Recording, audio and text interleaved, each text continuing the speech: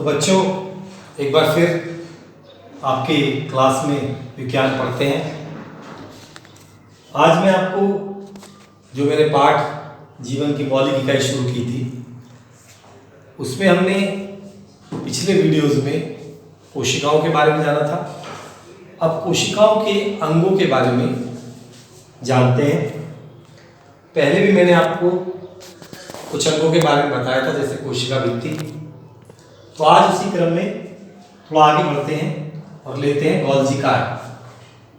Golgi काय के बारे में देखते हैं क्या क्या है इसके बारे में। ये गोल्जी काय की संरचना है। कुछ इस तरह की संरचना आपको कोशिका में देखने के लिए मिलेगी। इसमें कुछ ये छड़े सी होती हैं और कुछ थैलियां होती हैं। इसकी खोज करता है कैमिलो गाल्जी, जिन्होंने खोज की है। ये खोज करता है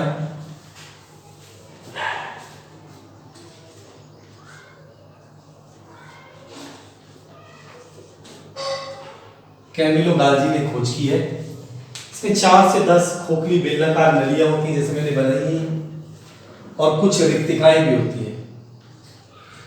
इससे मिलकर ये आपका गोल्जी काय बनता है। ये जीवाणु और नीले हरे शैवाल में नहीं पाया जाता गोल्जी काय, बाकी ज्यादातर कोशिकाओं में ये मिलता है। कोशिका की सभी इसके कार्य अगर देखे जाएं तो कोशिका की सभी स्राव क्रियाओं से जुड़ता है।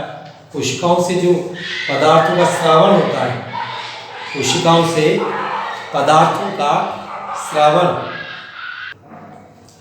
कोशिकाओं से जो पदार्थ निकलते हैं, स्रावित होते हैं, वो गोल्जी काय इस कार्य को करते हैं। लाइसोसोम एक बहुत इंपॉर्टेंट पार्ट है कोशिका का। लाइसोसोम का निर्माण भी गोल्जी काय करते हैं, और शुक्र जनन में गोल्जी काय से एक्रोसोम बनता है।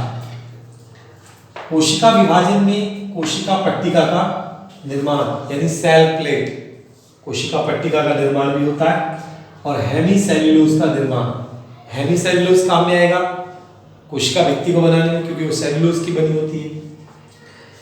और मैंने बताया स्रावी पदार्थ से जैसे गोंद, रेजिन आदि, ये सब गोल्जी काय के स्रावण से होते हैं।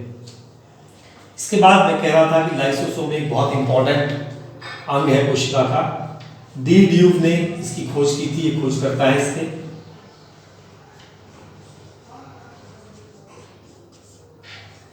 आइए जानते हैं इसके बारे में।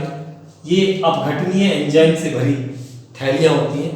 इनमें ऐसा एंजाइम भरा होता है जो अपघटन कर देता है, कोशिका को समाप्त कर सकता है। इसमें पाचक काय रस होता है पाचन के लिए। पौधों में कम होते हैं लाइसोसोम, लेकिन जंतुओं में ज्यादा होते हैं, क्योंकि जंतुओं में मृत कोशिकाएं को समाप्त करने का कार्य करते हैं। कार्य पर ध्यान देते हैं तो खाद्य पदार्थों का पाचन इनसे होता है। इनके फटने से स्वपाचन, यानी कोशिका का ही पाचन हो जाता है। मृत कोशिकाओं को नष्ट यही करते हैं। इन्हें कोशिका की आत्मघाती थैली कहते हैं। बहुत बार पेपर में पूछा जाता है कोशिका की आत्म थैली क्या है, तो आपका आंसर होगा लाइसोसोम। तो इस प्रकार आपने गोल्जी काय को जाना, उसके कार्य जाने, लाइसोसोम को जाना, उसकी रचना और उसके कार्य के बारे में जाना। अब हम अगला कोशिकांग लेते हैं, देखते हैं क्या है। तो बच्चों, अब हमारा अगला कोशिकांग है बहुत महत्वपूर्ण, पेपर में इसके बारे में बहुत पूछा जाता है, और वो है माइटोकॉन्ड्रिया।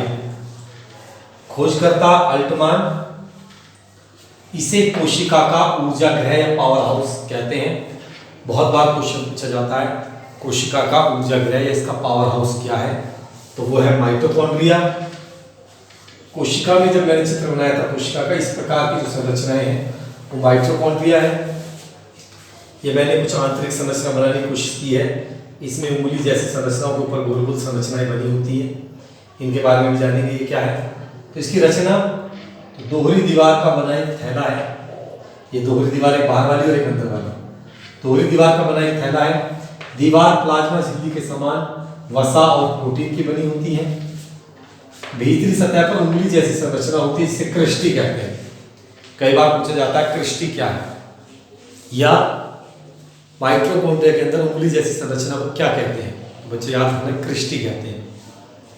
क्रिस्टी पर छोटे छोटे कण, मैंने बताया था ये छोटे छोटे उंगली जैसी संरचना है, ऊपर छोटे छोटे कण मिलेंगे इनमें इस तरीके से। तो इस कण को क्या कहते हैं, इस कण को हम ऑक्सीसोम कहते हैं। इनमें एटीपी का निर्माण होता है। इसके अंदर जो तरल भरा होता है वो अर्ध तरल होता है, कुछ कुछ कीचड़ के जैसा, और जो तरल होते हैं कोशिकाओं के अंदर उन्हें मैट्रिक्स कहते हैं। तो अर्ध तरल मैट्रिक्स होता है इसमें। भीतरी दीवारों से श्वसन एंजाइम होते हैं, भीतरी दीवारों में जो श्वसन क्रिया में काम आएंगे, क्योंकि इसमें श्वसन क्रिया होती है। मैट्रिक्स में राइबोसोम्स और डीएनए इनका निर्माण भी होता है। ये उपस्थित होते हैं, सॉरी निर्माण नहीं, उपस्थित होते हैं राइबोसोम्स और डीएनए। कार्य क्या है, खाद्य पदार्थों का ऑक्सीकरण।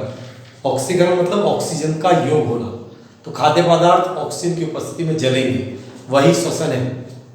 श्वसन क्या है, खाद्य पदार्थों का जलना, उनका दहन होना। तो ये सब कार्य किसमें होता है, माइटोकॉन्ड्रिया में होता है।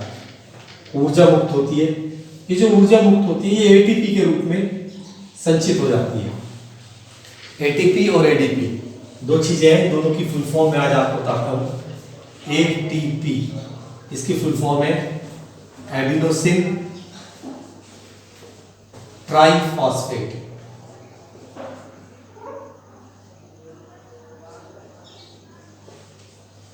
और एडीपी एडिनोसिन डाइफॉस्फेट।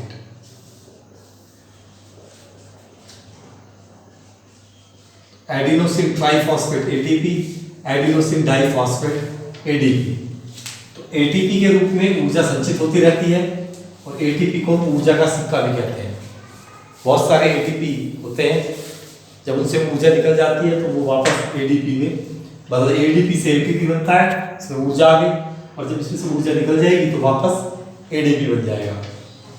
तो बच्चों माइटोकॉन्ड्रिया एक बार फिर समझ लीजिए। मोटा मोटा अल्टमान ने इसकी खोज की थी। दोहरी परत की बनी थैली होती है, इसके अंदर की परत में उंगली जैसी संरचनाएं होती हैं जिन्हें क्रिस्टी कहते हैं। क्रिस्टी पर छोटे छोटे गोले कण होते हैं जिन्हें ऑक्सीसोम कहते हैं, उनमें पाचक एंजाइम होते हैं। भोजन का ऑक्सीकरण अर्थात ऑक्सीजन से क्रिया माइटोकॉन्ड्रिया में होती है, और जो ऊर्जा निकलती है वो एटीपी के रूप में संचित हो जाती है। एटीपी को ऊर्जा का सिक्का कहते हैं, माइटोकॉन्ड्रिया को पावर हाउस कहते हैं।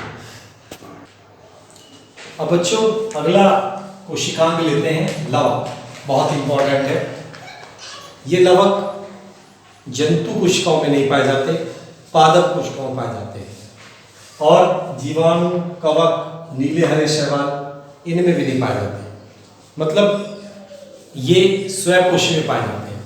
स्वयपोषी जो अपना भोजन खुद बनाते हैं, यानी पौधे। जंतु अपना भोजन अपने आप, जंतु कोशिकाएं अपना भोजन अपने आप नहीं बना सकती, इसीलिए ये मिलेंगे सिर्फ पादप कोशिकाओं में, और जीवाणु, कवक, नीले हरे शैवाल में भी नहीं मिलेंगे, और जंतु कोशिका में भी नहीं मिलेंगे, केवल पादप कोशिका में। ये गोल होते हैं या अंडाकार या छट्टे भी होते हैं। यूग्लिना में भी लवक पाए जाते हैं, ध्यान रखना है, यूग्लिना में भी लवक पाए जाते हैं। इनमें वर्णक यानी रंग होते हैं, ये रंग बिरंगे पदार्थ इनमें होते हैं, लाल रंग, हरा रंग। ये तीन तरह के होते हैं, हरित लवक या क्लोरोप्लास्ट कहते हैं जिसे हम, वर्णी लवक जिसे क्रोमोप्लास्ट कहते हैं, अवर्णी लवक जिसे ल्यूकोप्लास्ट कहते हैं। अब सबसे पहले हम तीनों में से हरित लवक को पढ़ेंगे जिसे क्लोरोप्लास्ट भी कहते हैं। ये हरित लवक हरी पादप कोशिकाओं में मिलता है। हरित लवक दो त्रिस्तरीय मेम्ब्रेन में बंद रहता है, तीन परतें होती हैं। दो प्रोटीन से बना पारदर्शी पदार्थ इसके अंदर भरा रहता है जिसे हम स्ट्रोमा कहते हैं, और स्ट्रोमा में राइबोसोम व डीएनए अणु होते हैं।